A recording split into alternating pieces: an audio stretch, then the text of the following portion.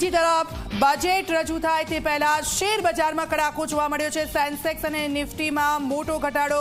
Nifty 127 point ઘટી અને 25,258 પહોંચી ગઈ છે, તો સેન્સેક્સ 284 પોઈન્ટ ઘટી 82,281 પહોંચ્યો છે। રવિવાર હોવા છતાં પણ આજે માર્કેટ ચાલુ છે। બજેટ હોવાને કારણે શેર બજાર ચાલુ રહ્યું છે। તો આપ જુઓ શેર બજાર પર અસર જે રીતની પડી રહી છે। રવિવાર હોવા છતાં આજે બજેટ છે અને એટલે જ આજે માર્કેટ ચાલુ છે। બજેટ હોવાને કારણે શેર બજાર આજે ચાલુ છે, પરંતુ જે ફ્લક્ચ્યુએશન જોવા મળી રહી છે શેર બજારમાં,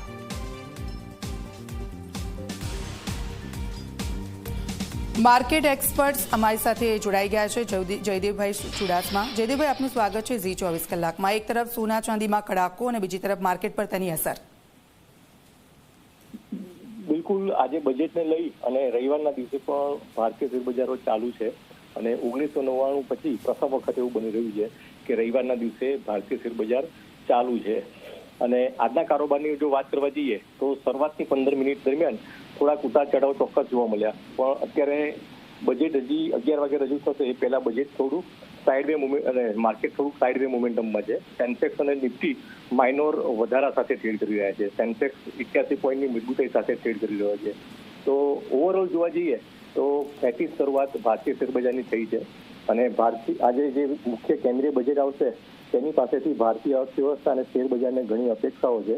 ખાસ કરીને વિદેશી રોકાણકારો માટે કોઈ છૂટછાટ આપે એવું માર્કેટ ઈચ્છી રહ્યું છે, કારણ કે છેલ્લા 3 વર્ષ દરમિયાન વિદેશી રોકાણકારો સતત ભારતીય શેર બજારમાં વેચવાલી કરી રહ્યા છે। ત્યારબાદ ઘરેલું રોકાણને પણ ઉત્તેજન આપે તેવા પગલાં પણ આ વખતના બજેટમાં લેવામાં આવે તેવા પણ પ્રબળ સંકેતો છે।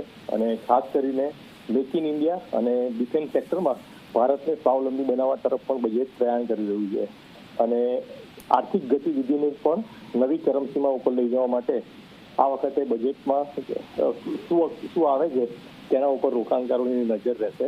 અને ખાસ કરીને અમેરિકાએ જે રીતે ભારત ઉપર ટેરિફ નાખ્યા છે, તો ટેરિફને લઈ અને જે સેક્ટર ડેમેજ થયા છે તો તેને પણ કોઈ પ્રોત્સાહન આપવામાં આવે તેવા પણ સંકેતો છે।